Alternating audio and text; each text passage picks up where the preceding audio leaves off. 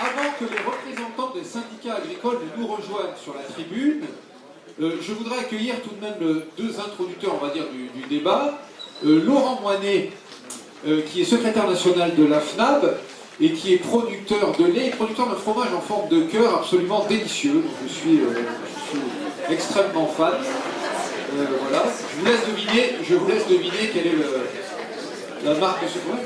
Et j'accueille aussi Faustine Bas-de-Fossès, qui bien sûr fait partie d'une organisation européenne, comme Eric tout à l'heure, et qui a aussi cette qualité d'être francophone, on la remercie. Elle va nous dire des choses très intéressantes sur le prétendu verdissement du deuxième pilier en Europe. Et je crois que tu as besoin d'un accès, c'est ça.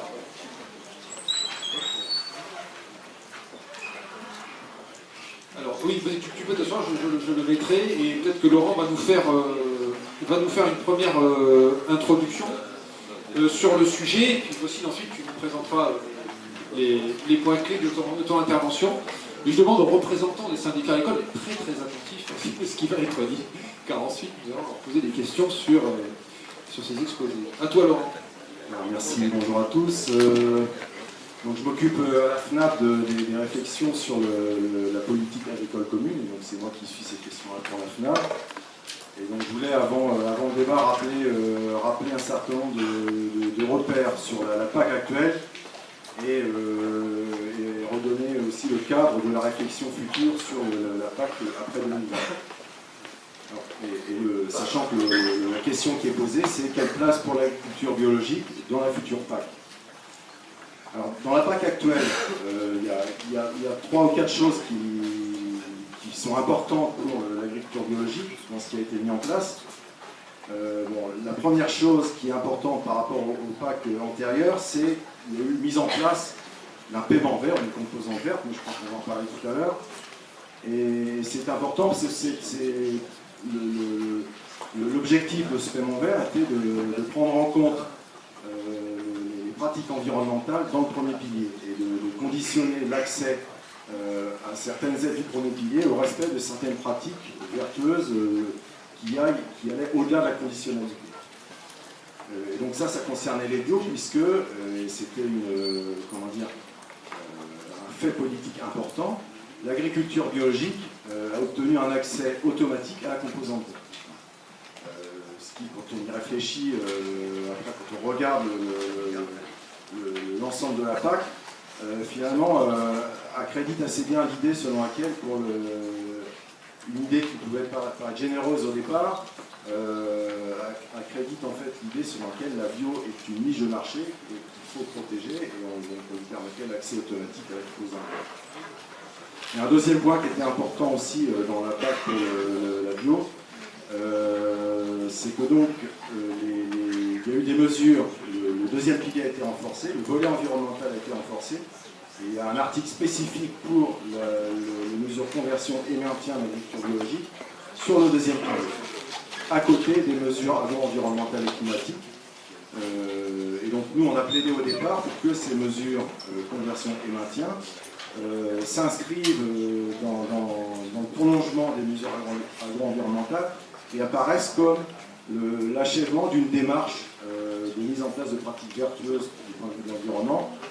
Et on souhaitait initialement que les aides allouées pour l'agriculture biologique représentent un maximum ou un plafond pour ce qui concerne les pratiques, la mise en place de pratiques environnementales. Alors, il y a un autre point qui a été majeur aussi, c'est que, alors là, ça concerne plus spécifiquement la France, c'est que les régions sont devenues autorités de gestion pour le deuxième pilier. Et on a vu, donc, on va voir dans les conséquences que ça a été vraiment très lourd de conséquences. Et un dernier point aussi qui nous pose toujours un gros problème, et qui là aussi est propre à la France, il n'y a que quelques 2 ou 3 pays de l'Union européenne qui sont concernés par ce problème-là, c'est que le système cartographique de la France qui permettait d'attribuer les aides a été critiqué, remis en cause par l'Union européenne, et la France a été condamnée sous peine d'une amende importante d'environ 1 milliard d'euros à revoir son système cartographique, ce qui a généré des retards considérables dans le versement des aides sur le premier pilier, mais y compris sur le deuxième pilier, et retard qui n'est toujours pas soldé, puisque nous venons de toucher seulement au 31 mars une avance de trésorerie sur les aides bio 2016. Et si tout se passe bien, on espère toucher le solde des aides 2016 à la fin de l'année 2017. La fin des aides 2015 dans le courant de l'été et les aides 2016 à la fin de l'année 2017. Voilà. Donc bien sûr,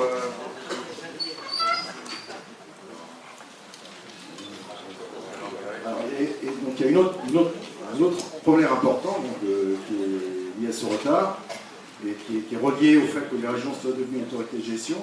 On a vu tout à l'heure dans les chiffres qui vous ont été présentés que la France alloue pour la bio, la part des aides, deuxième pilier alloué à la bio, est juste au niveau du pourcentage de la surface bio dans la surface agricole totale. Ce qui, comparé à d'autres pays, on l'a vu, est peu, hein, puisque les pays comme le Danemark allouent une somme beaucoup plus importante que la part que représente la bio, justement parce que si on veut développer un secteur, il faut mettre un budget important, un budget qui soit au-delà de la part que représente ce secteur. Sinon, c'est juste un accompagnement qui ne marque pas une vraie volonté de développement du secteur. Donc ça sera... et donc du coup, on se retrouve aujourd'hui, à la suite du formidable essor de la bio en 2015 et 2016, avec quasiment la majorité des régions en cessation de paiement. Et on a un gros problème pour le reste de la période à couvrir jusqu'à 2020. Alors, on ne sait pas comment on va continuer à financer le développement de la bio. Il y a dans certaines régions des crédits agences de l'eau qui sont mobilisés, mais il y a quand même un gros déficit de crédits publics mobilisés sur le deuxième pilier pour accompagner ce développement. Et là, je rappellerai que, et ça c'est une remarque qu'on fait à l'intérieur du réseau FNAB, mettre de l'argent pour la conversion, c'est pas, comme on l'entend parfois, financer le réseau bio, c'est accompagner l'agriculture conventionnelle à accéder à des nouveaux marchés et assurer un nouveau développement, un développement différent. C'est pas la conversion, c'est pas un crédit pour la bio, c'est plutôt un crédit pour l'agriculture conventionnelle.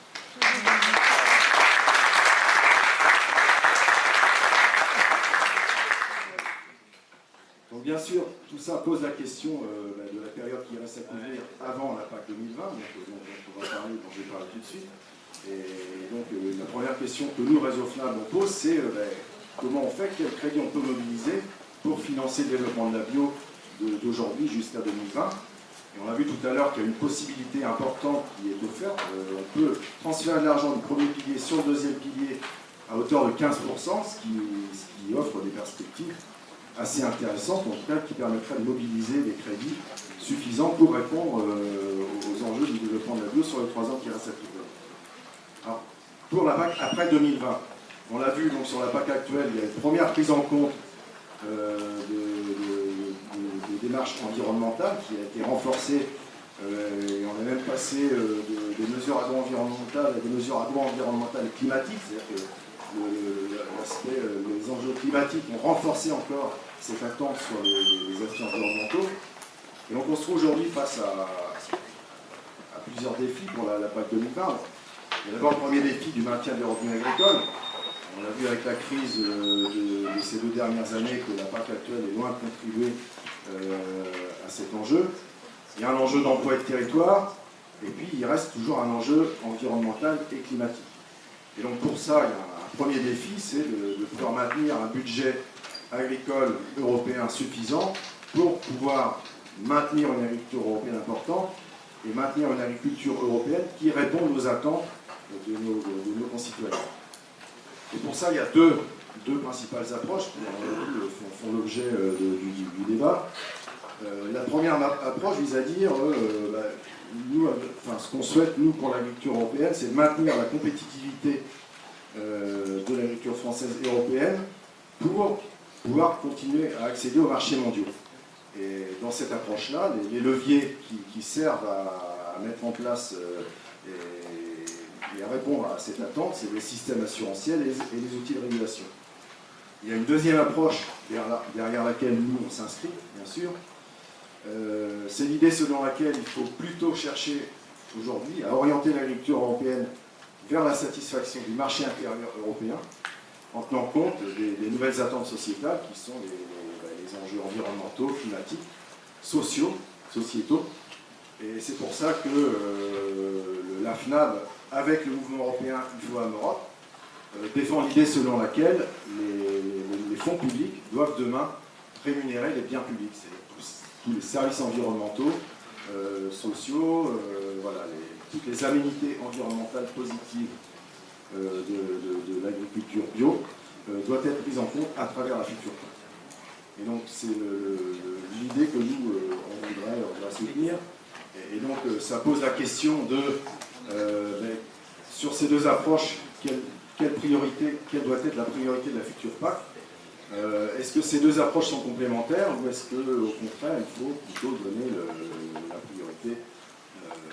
Nous, ce qu'on souhaiterait, c'est que ce soit la deuxième approche qui demain devienne l'approche majoritaire en Europe. Et on pense que c'est cette approche qui permettra le mieux de répondre à tous les enjeux qui ont été posés, y compris les enjeux de revenus agricoles. Merci beaucoup. On a entendu les mots-clés, hein, priorité, arbitrage, réorientation.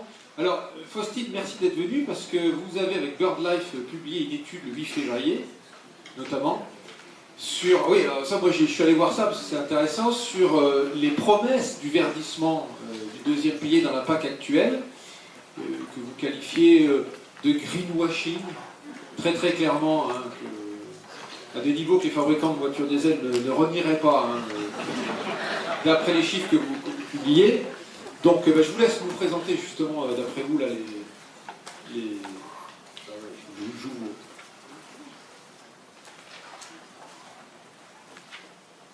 voilà, sur le bilan pour la PAC. Merci beaucoup. Alors d'abord, merci beaucoup pour l'invitation. C'est toujours très agréable de sortir un peu de la bulle européenne et d'écouter des débats parfois animés nationaux. Vous m'entendez? Parce que je vois que dans le fond, on fait ça naturellement. D'accord, alors je le colle, voilà, comme ça vous m'entendez mieux. Donc effectivement, je travaille pour le Bureau européen de l'environnement, qui est, pour ceux qui ne connaissent pas, la plus grande fédération d'ONG environnementales en Europe. Et notre membre français, notamment, c'est France Nature Environnement, donc nous avons une représentante ici dans la salle, peut-être d'autres, que je n'ai pas vu.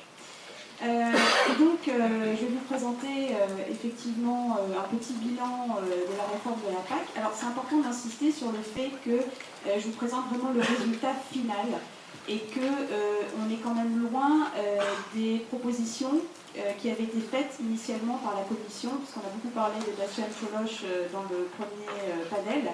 Et il y a quand même une différence fondamentale entre ce qui a été proposé et ce qu'on a maintenant sur la table, enfin, ce qui est mis en œuvre en fait maintenant au niveau des États membres, notamment par l'effet de détricotement du fait des États membres, parce qu'au final l'Union européenne ce sont les États membres, il ne faut pas l'oublier, et aussi malheureusement, et c'est pas José Bové ici, mais du Parlement aussi et de la Commission Agriculture, de certains membres de la Commission Agriculture. Que j'ai cité tout à l'heure. Voilà, tout à fait. Tout à fait. Donc au début, il avait été proposé que la PAC soit plus verte, et notamment cette idée de rémunérer les biens publics avec l'argent public était vraiment au cœur de la réflexion, avec un verdissement, 3 mesures, les surfaces d'intérêt écologique, la protection des prairies, et une troisième mesure donc, qui permettait la diversification de l'assolement. Et donc les agriculteurs qui respectaient ces mesures recevaient un paiement vert, donc c'était 30% du premier pilier. Et dans le deuxième pilier, donc on avait des mesures agro-environnementales et climatiques qui permettaient d'aller encore au-delà de ces mesures de verdissement, donc d'avoir une valeur ajoutée certaine avec l'argent du deuxième pilier. Donc les chiffres officiels sont les suivants. Donc la PAC est, selon les officiels de la DG Agriculture, donc la Commission européenne, est 155 fois plus verte. Donc effectivement, 12 milliards d'euros sont dépensés dans le cadre du premier pilier pour le verdissement, mais je fais bien comme ça parce que vous verrez que ce n'est pas tout à fait vert. La nouvelle PAC, donc ça c'est des choses officielles qui ont été dites lors de conférences, priorise les systèmes de production alimentaire et les pratiques durables afin d'améliorer la performance écologique de l'agriculture de l'UE. Tout ça c'est très ambitieux, très beau, c'est super, c'est vert, c'est bien. Et puis, il a été publié récemment un document de la Commission après un an de mise en œuvre qui dit dans ses conclusions qu'on est face à un renforcement considérable de l'ambition environnementale de la PAC. Super. Bon, honnêtement, là, j'ai plus besoin de travailler sur la PAC. Au PE, c'est bon, on peut arrêter, c'est vert, c'est bien. Si on regarde maintenant le deuxième pilier, les chiffres officiels disent que 44% du budget vont pour les services écosystémiques. Super, presque la moitié du deuxième pilier. Le deuxième pilier est quand même beaucoup plus petit que le premier pilier, hein, c'est 70-30%. Mais bon, la moitié du deuxième pilier irait pour des mesures agro-environnementales, etc. Encore une fois, c'est très encourageant. Les chiffres officiels sont plutôt encourageants et plutôt verts. Sauf qu'en réalité, nous, on a essayé de creuser un peu et on a été regarder ce que je pourrais appeler les autres chiffres. Et la question, c'est, le verdissement est-il vert, vert pâle ou gris? Bon. Alors, vert ou vert pâle? C'est un peu pénible. Ouais. Donc, selon nos chiffres, si on regarde ce qui se passe en fait sur la mise en œuvre donc, au niveau des surfaces agricoles en Europe, 50% des terres ne seraient pas sujettes aux surfaces d'intérêt écologique. Donc les surfaces d'intérêt écologique, c'est cette mesure qui permettait en fait d'améliorer la situation de la biodiversité en Europe et dans nos fermes, puisqu'on sait que le constat est assez criant. Je ne vais pas rappeler les chiffres parce que j'imagine que vous êtes tout à fait au fait des chiffres. Et le constat est plutôt alarmant quant à la situation de l'environnement dans certaines de nos exploitations agricoles en Europe. Plus d'un tiers des terres arables seraient exemptées de la diversification d'assolement des trois cultures. Et alors, qu'est-ce que ça signifie aussi en pratique? Alors ça semble assez effarant. Par exemple, en France, la monoculture de maïs, grâce à un système d'équivalence magique, pourra bénéficier du paiement vert pour la diversification de l'assolement. Et oui, c'est assez magique. Ça, c'est grâce aux discussions qu'il y a eu entre la France et les autres États et l'Union européenne. Plus de 70% des surfaces d'intérêt écologique seront des cultures.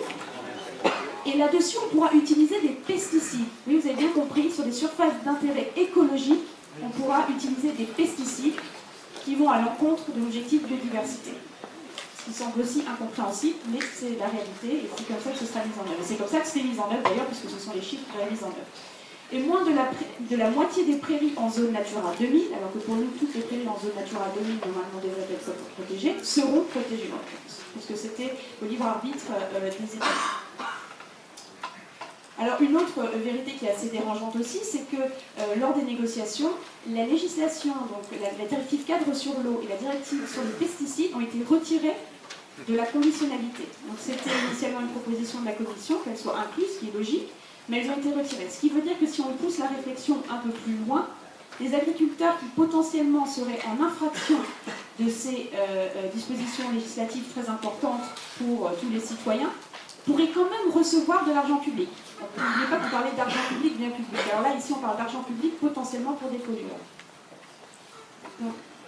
L'autre vérité encore, un tiers des paiements pour les services, enfin vous vous souvenez, les 44%, donc la moitié du deuxième pilier allait à des paiements des services écosystémiques, sauf qu'un tiers de ces paiements vont en fait à des zones soumises à des contraintes naturelles.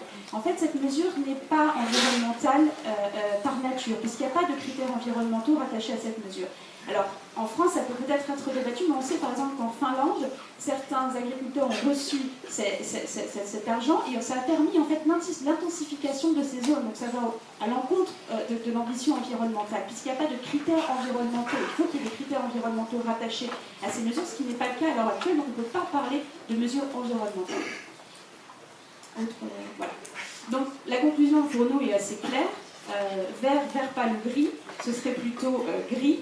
Et comme je le disais, hein, c'est notamment à cause de cette codécision et du détricotement qu'on a pu voir pendant les mois et les mois de codécision entre le Parlement et le Conseil, avec un nombre aussi effarant d'amendements. Il y avait 7000 amendements et qui, au fine, donc, mettent en face d'une PAC qui est malheureusement pas verte.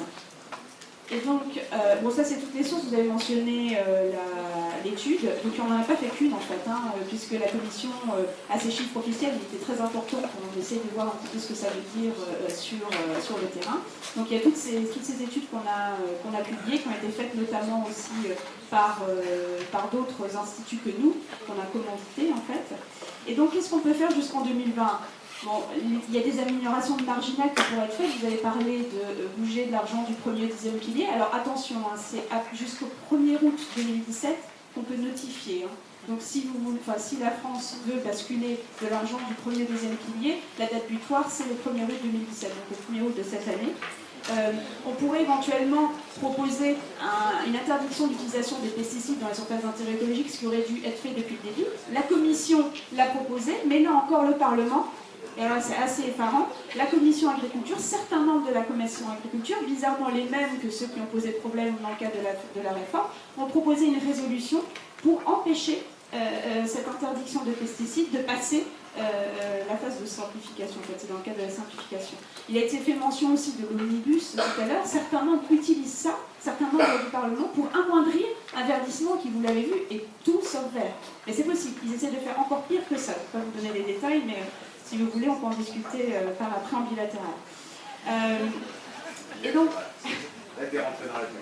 Ah pardon.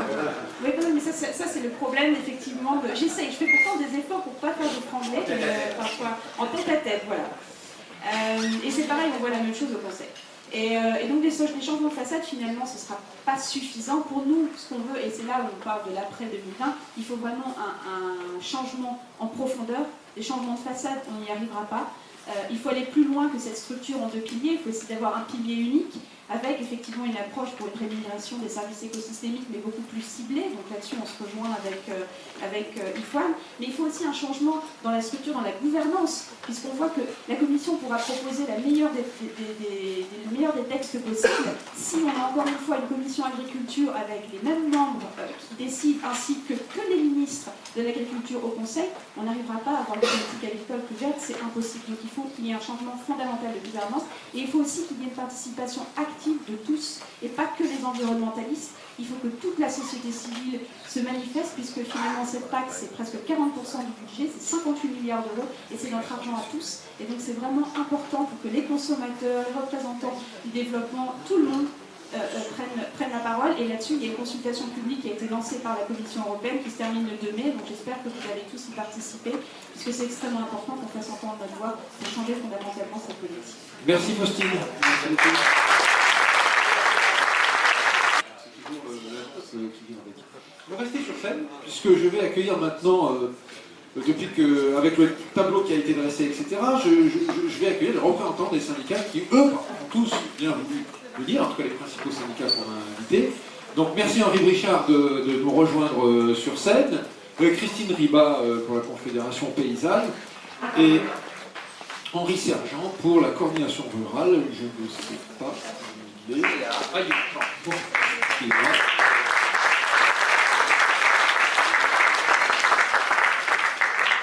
Donc, je peux vous présenter brièvement avant que vous preniez le micro. Oui, peut-être, M. Brichard, vous commencerez. Alors, je suis allé sur Internet et j'ai fait quelques recherches. Alors, Henri Brichard pour la FNSEA, qui est le 2e vice-président de la FNSEA. Alors, je ne sais pas si d'ici le 13 avril, ça n'a pas changé, ou si... voilà, si vous avez... voilà. Vous êtes président du comité de coordination des associations spécialisées, également. Président de France Agrimaire, membre du Conseil économique, social et environnemental.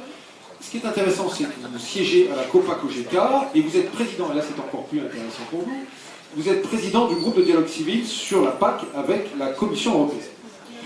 Alors, Christine Riba et Henri Sergent, j'ai cherché sur Internet, je n'ai pas trouvé d'informations. Alors, je vous dis, il doit y avoir un effet syndicat minoritaire plus bio, enfin un effet d'institution qui m'échappe. Mais, en tout cas, c'est pas vraiment d'information. Mais je vous laisserai vous présenter en tant que secrétaire national, je crois, de la Confédération Paysanne et membre de la commission bio de la coordination rurale. Alors peut-être, Monsieur Brichard, vous avez entendu les différentes interventions, notamment celle de Laurent, qui nous dit qu'est-ce qu'on fait aujourd'hui, qu'est-ce qu'on fait en 2017 pour développer la bio, alors que les enveloppes ont été consommées, où sont les arbitrages? Donc c'est pour ça aussi qu'on vous a invité. Quels arbitrages pour la FNSEA demain matin pour la bio, alors que les enveloppes ont été consommées? Et ensuite, quelle PAC demain en 2020? Bien, bonjour à toutes et à tous, pardon. Sur le premier sujet, j'ai envie de dire, gouverner, c'est prévoir. Alors, force est de constater que la puissance publique en général, et je mettrai dans le même bloc à la fois l'État mais aussi les régions, même si souvent les parts de responsabilité sont différentes, n'ont pas prévu, en tout cas, par rapport à ce qui a été annoncé aux agriculteurs, par rapport aux engagements des agriculteurs, force est de constater qu'ils ne sont pas respectés et qu'il va falloir les respecter. Effectivement, il y a deux solutions. La première, c'est que qu'il y ait de l'argent public qui vienne hors PAC. Bon, c'est la difficulté, en particulier par rapport aux caisses soit de l'État, soit des régions. Mais pour nous, il ne faut pas retirer cette solution éventuellement du débat. Après, bien évidemment, il y aura obligatoirement des arbitrages. À ce stade, nous, à la FNSA, on n'a pas fait d'arbitrage parce que, malheureusement, il y a d'autres sujets sur lesquels on coince aussi en termes budgétaires. La problématique des zones défavorisées, la problématique des MEEC, donc plein de dossiers alimentés par le deuxième pilier, pour lesquels on voit que des engagements, des agriculteurs se sont engagés et pour lesquels on a des grosses inquiétudes sur la capacité à ce que la puissance publique respecte ces engagements. Voilà, donc nous, avant de éventuellement faire des choix, des arbitrages, il faut qu'on ait une vision qu'on n'a pas actuellement, des besoins nécessaires pour respecter tous les engagements. Et vous l'avez dit, 2015 n'étant pas encore complètement traité sur les dossiers, pour l'instant, on nous a une incapacité d'avoir on est tous sur des estimations, combien il manque pour le bio, combien il manque pour les MAEC, combien il manque combien il manquera pour les zones défavorisées, sachant qu'elles non plus n'ont pas le périmètre des zones défavorisées n'est pas défini encore à ce stade. Voilà, pour répondre très clairement, on ne pourra se positionner et faire des arbitrages et les faire correctement que quand on aura une vraie vision des besoins qui manquent et des sommes qui manquent, et que nous, à ce stade, on se refuse à faire l'arbitrage, mais bien évidemment, l'argent qui manquera pour la bio est un enjeu important pour les producteurs qui se sont engagés, et il faudra en tenir compte. Merci. Christine Riba, même question, 2017. Manque d'anticipation. Voilà, demain matin, il va y avoir un nouveau gouvernement. Vous allez être en tant que syndicat aussi convoqué pour peut-être remettre à plat un certain nombre de choses. Qu'est-ce que vous pouvez dire aujourd'hui sur la priorisation sur la bio? Oui, alors manque d'anticipation, c'est sûr. Si on était pour un plafonnement à l'actif notamment, donc si dès le départ il y avait eu ce plafonnement, il en resterait un petit peu encore pour ceux qui sont là, et notamment aussi par rapport au maintien. On l'a dit tout à l'heure, oui, nous on est pour les aides au maintien, et on souhaite qu'on trouve de l'argent pour ceux qui se sont déjà engagés. Vu le système actuel, ils ne peuvent pas continuer s'il n'y a pas d'aide au maintien. Donc il est très important de continuer cette aide au maintien. Et donc par rapport aux conversions, bien sûr, c'est très bien qu'il y ait de plus en plus de paysans qui se convertissent, qu'il y ait de plus en plus de terres en bio, mais par rapport à l'aide, aux aides, par rapport à l'argent public, eh bien il aurait fallu plafonner au moins à l'actif, parce qu'on fonctionne toujours en volume, et donc forcément... Qui dit aide au volume, dit qu'on peut tendre vers l'industrialisation de l'agriculture, parce que plus on a d'aide, plus on peut avoir de bêtes ou de surface. Donc là où on va les trouver, alors c'est vrai qu'on n'a pas de chapeau magique, mais par contre si déjà on pouvait dès maintenant non pas mettre des planchers, mais mettre des plafonds, eh bien, je pense qu'on arriverait à en trouver, si on trouvait de l'argent. Si on commençait à faire une sortie des pesticides, alors après, ça, je ne sais pas combien j'ai de temps, mais on pourrait, il y aurait plein de choses à dire pour en fait en trouver de l'argent. C'est-à-dire que tout à l'heure on disait, pour pouvoir aller vers il faut plus d'agriculture biologique, il faut plus de paysans bio pour pouvoir sortir des pesticides. Voilà, donc on dirait il faut une volonté de sortir des pesticides. Du coup, ne pas laisser la responsabilité uniquement aux agriculteurs. C'est-à-dire que si au niveau de l'État on avait le courage de ne pas laisser, je veux dire, en vente libre tous les produits qu'il y a actuellement, les différentes, pareil par rapport aux semences, les différentes semences, s'il y avait une aide aux paysans et en formation et en accès à tous ces produits-là, eh bien peut-être qu'on arriverait à faire une transition petit à petit et à aider les agriculteurs, parce que là on crie toujours à haro sur ce volet-là, mais c'est pas de leur seule responsabilité. Donc voilà, on pense que là il y aurait de l'argent à trouver pour les aider. Voilà. Concrètement au niveau de... Merci, Henri Sergent. Même condition, même topographie. Vous êtes salle Sully au ministère, devant le nouveau ministre ou la ministre de l'Agriculture, et on vous dit, voilà, chers amis, il va falloir prioriser. Alors, quelles sont les priorités? Donc, là, je tiens à rappeler que la CR est un syndicat politique, parce que j'ai vu qu'il y a des débats, des déviations politiques qui se sont un peu créées, donc je tiens à mettre les choses à leur place.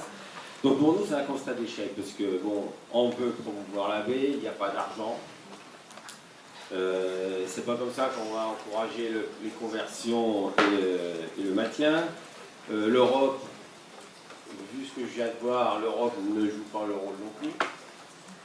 Et c'est pas les États, oui, les États, voilà, vu le reportage précédemment.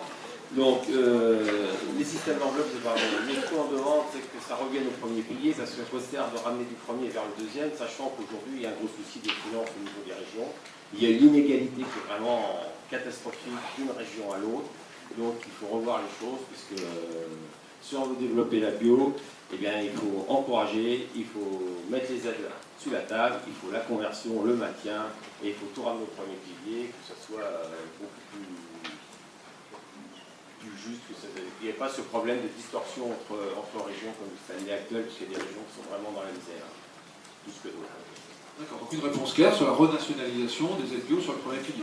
Voilà. Très bien. Oui, mais bon, ça paraît là. Laurent, est-ce que tu veux peut-être réagir sur ce qui a été dit? D'abord,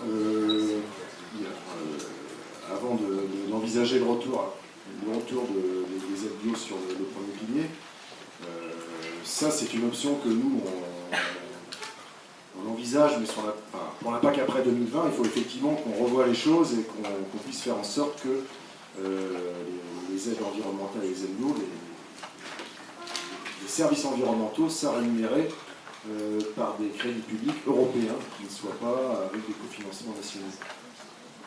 Mais à échéance 2020, voilà, il y a cette option-là, mais il y a aussi l'option du transfert du premier pilier sur le deuxième pilier. Alors est-ce que cette question-là, c'est un tabou pour vous? Est-ce que, par exemple, dire demain, on va transférer 10% du premier pilier sur le deuxième pilier, la décision peut se prendre assez rapidement. Est-ce que cette question-là est pour vous un tabou? Enfin, bon, je pense que j'y ai répondu, c'est pas un tabou. La question, les deux solutions, c'est effectivement l'argent national, l'argent des régions qui arrive hors PAC. Et la deuxième, c'est un transfert du premier vers le deuxième. Et après, il faut qu'on y voit vraiment clair sur les besoins comprendra, pas pour la bio, pour les zones défavorisées, quels vont être les besoins supplémentaires, pour voilà, et on ne pourra décider et prendre les arbitrages que quand réellement on connaîtra tous les besoins et qu'en face, on viendra des possibilités. Ne demandez pas de trancher, de dire là, on va tout mettre sur la bio. On a aussi d'autres problématiques autour des zones défavorisées, etc. Donc, voilà. En tout cas, ce n'est pas un sujet tabou. Voilà. On ne balaye pas d'un revers de la main un transfert du premier vers le deuxième. Oui, ben, nous, forcément, on est au niveau de la Confédération paysanne, on est pour qu'il y ait un transfert, mais pareil, pas tout non plus. Parce que la production reste importante, mais à partir du moment où elle serait à l'actif. Ça, bon, c'est quelque chose qu'on n'arrêtera pas de demander, qu'il y ait vraiment des aides à l'actif. Qu'est-ce que je vais dire faire ? Et oui, voilà, c'est aussi par rapport aux exportations aussi. On disait qu'au niveau de la production, on milite pour qu'il y ait une meilleure répartition et une régulation. Donc, plutôt que même en bio, plutôt que de favoriser la production qui va favoriser les exportations, nous, alors qu'on manque, on exporte, mais on importe aussi beaucoup de produits bio. Donc, plutôt, au lieu de mettre de l'argent public pour exporter et aller après tuer les marchés à l'extérieur et du coup provoquer la ruine des paysans ailleurs, et bien qu'on travaille sur des filières en France, sur une meilleure répartition sur tout le territoire français, donc une relocalisation, des productions diversifiées, etc. Et ça, on se dit qu'on peut faire beaucoup d'économies en favorisant l'économie et l'installation et la revitalisation des différents territoires.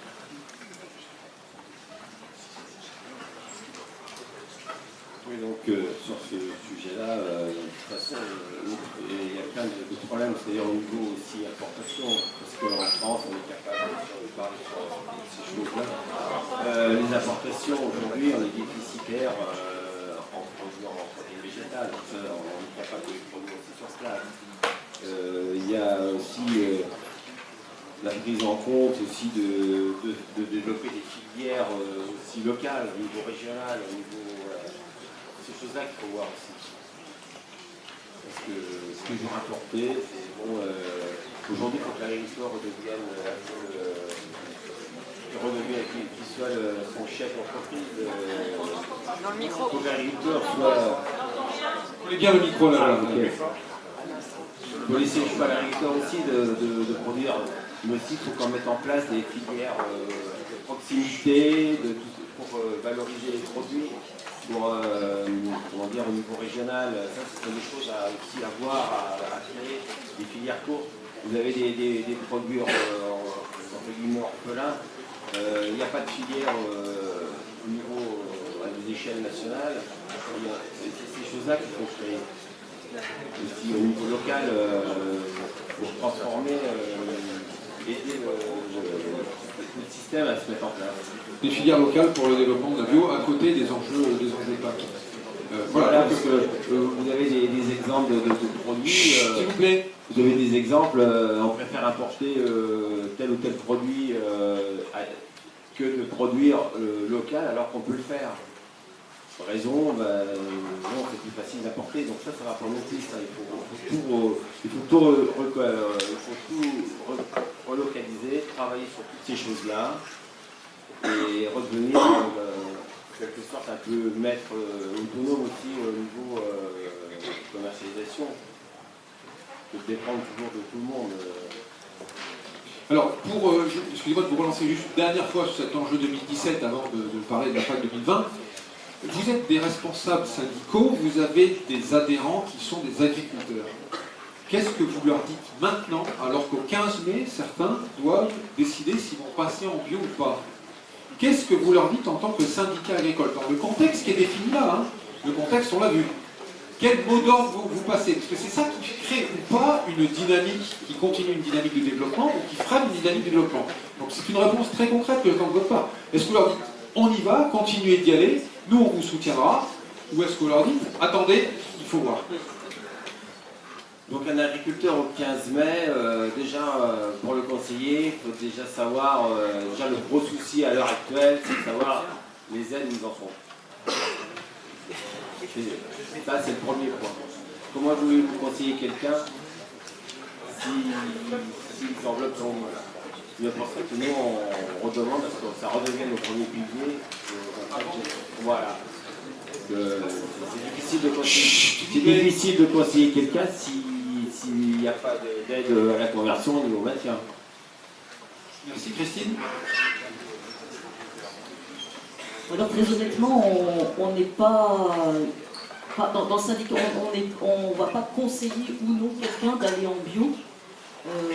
En fait, nous ce qu'on défend, c'est, on va jouer un peu sur les mots, mais c'est l'agriculture paysanne. Donc c'est vrai qu'il y a le côté environnemental défendu par la bio, il y a un cahier des charges, mais on met des critères sociaux dont, en lisant le rapport de l'IFOAM, ils y sont à un moment.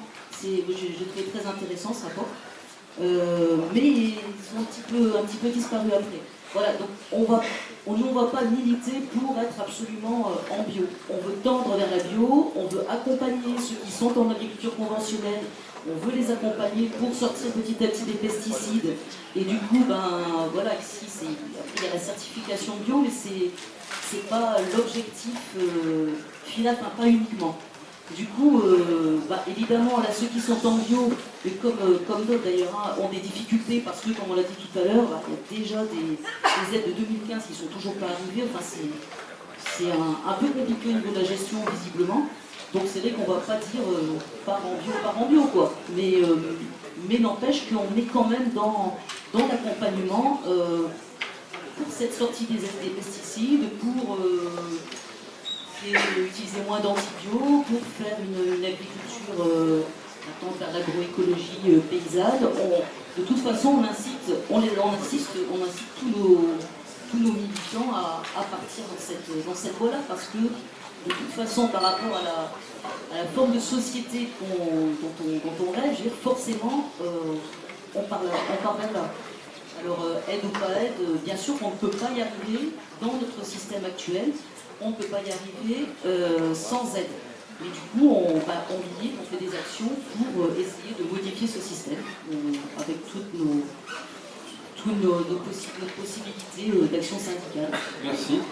S'il vous plaît, la fin des cours, c'est à 17h30. Donc, si vous voulez juste un tout petit peu, voilà. Voilà, on s'écoute et puis après, ne vous inquiétez pas, il y aura un goûter, tout ça.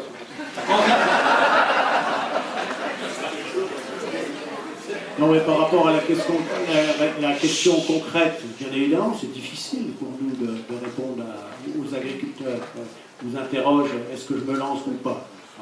D'abord, effectivement, le choix de se lancer, soit dans l'agriculture bio, soit de s'engager dans des mesures agro-environnementales, il n'y a pas que la question des aides, même si elle est extrêmement importante.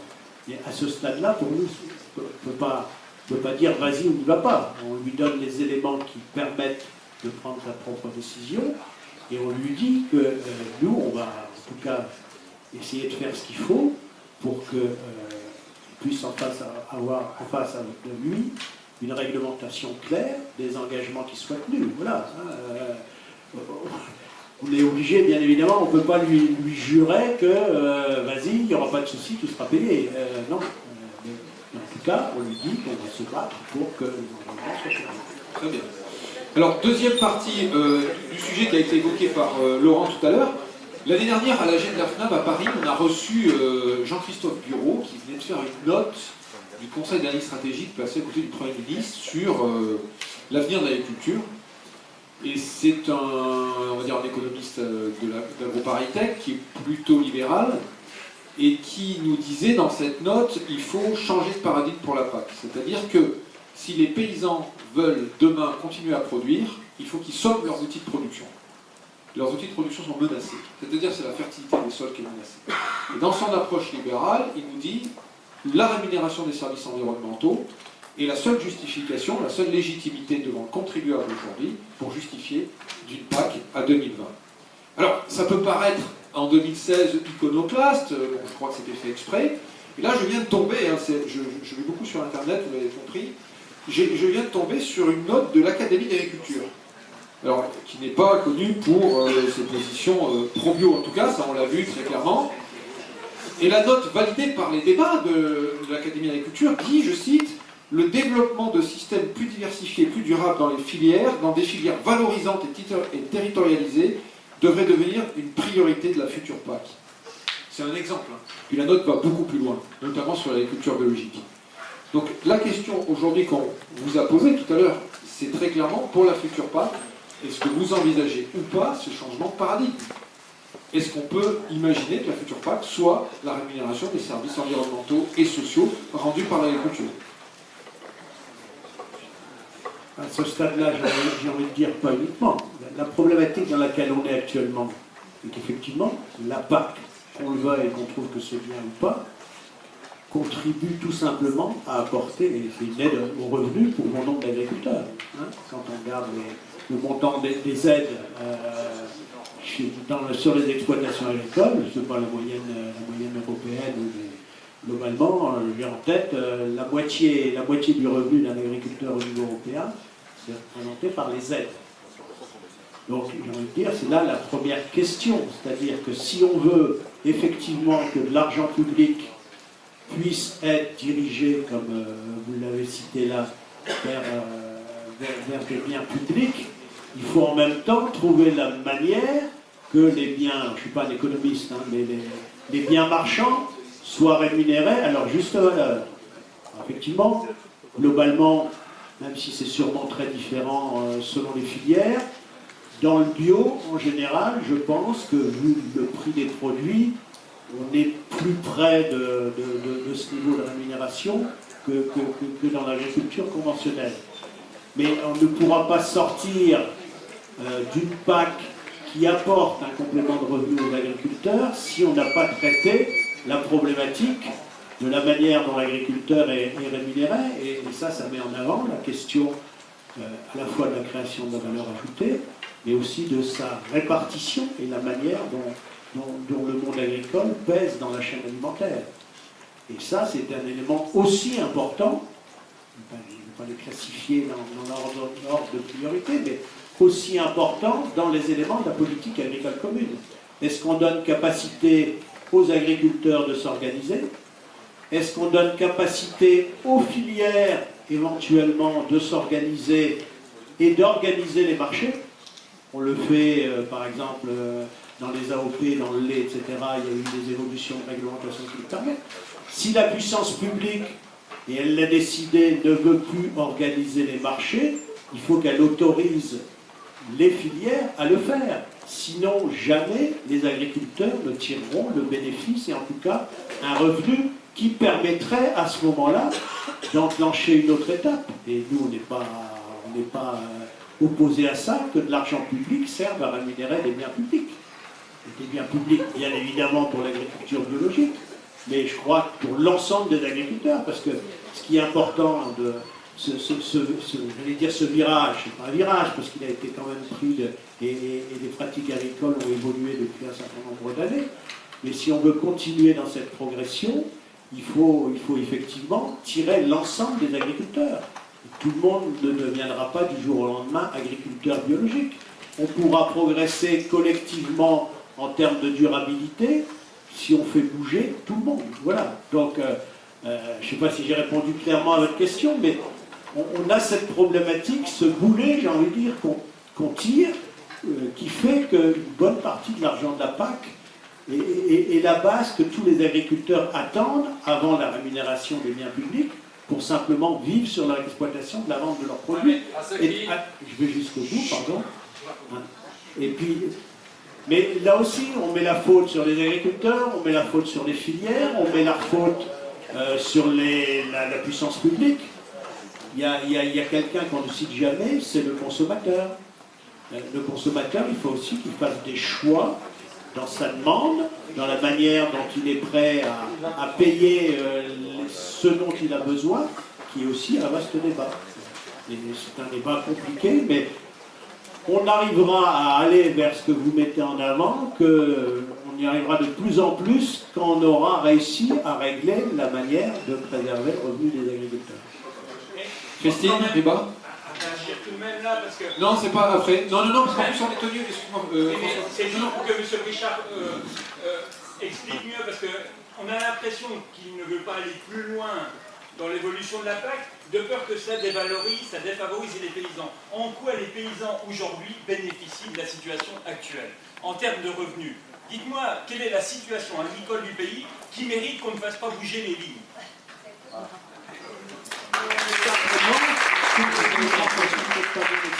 Ce que j'ai dit, c'est qu'il y a des, alors selon les productions, selon les régions, il y a des agriculteurs qui tirent 100% ou plus de 100% de leurs revenus des aides de la PAC. Je suis d'accord que c'est le problème.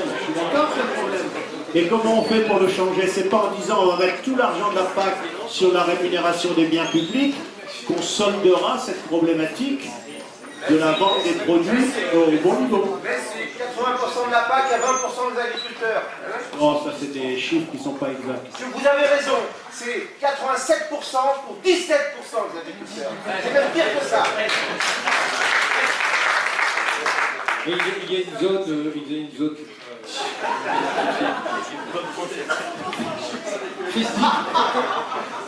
Christine, excusez-moi, mais à 17h30 après on va passer aux conclusions, donc le temps est assez difficile. Oui, alors bon, voilà, on n'est pas complètement, effectivement, on n'est pas complètement d'accord.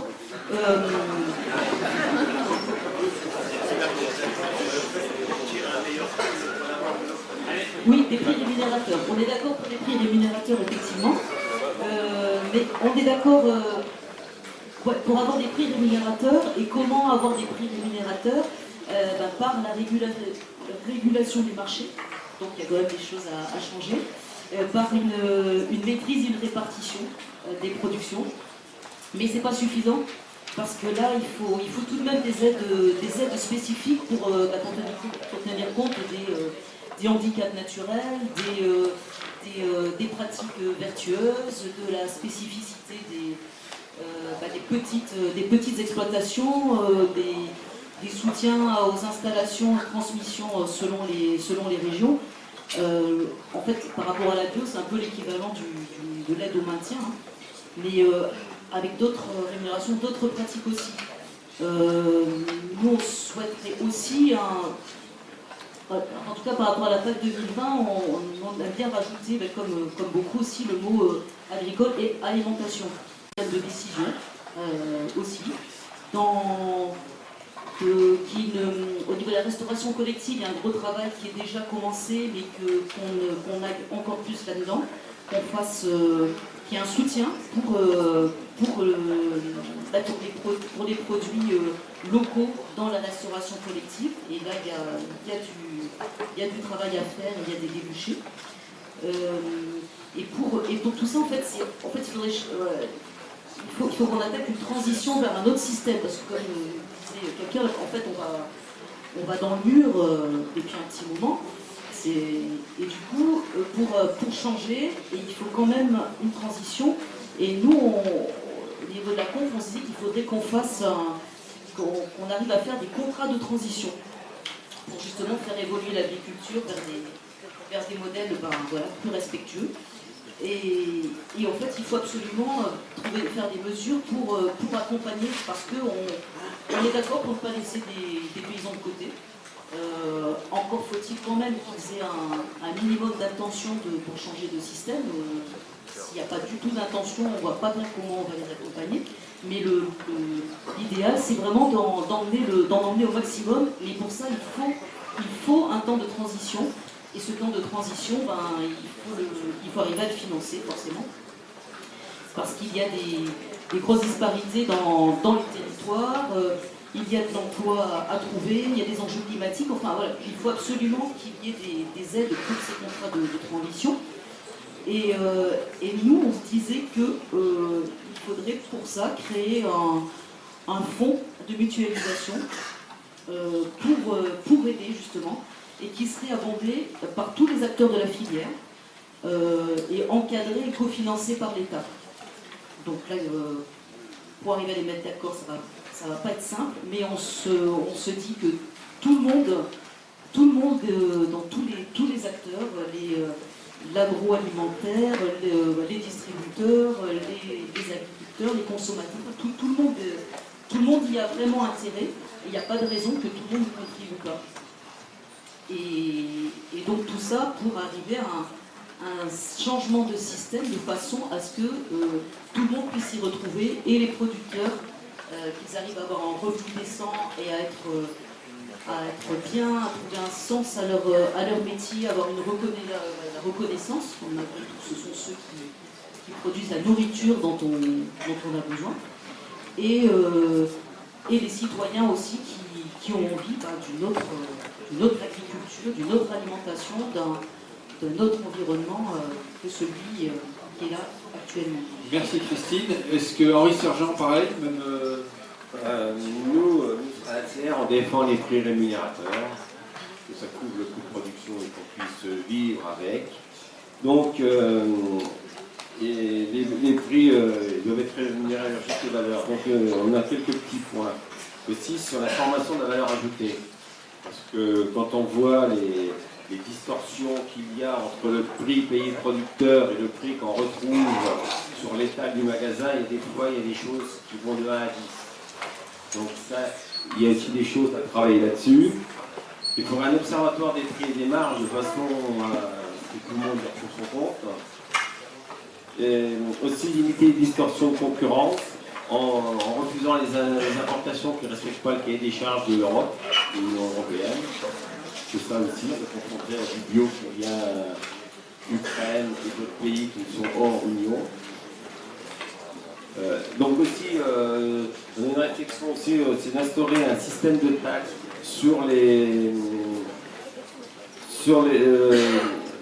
pour réduire les charges sociales. Ce seraient des taxes qui seraient à mettre en place sur les importations pour financer la protection sociale.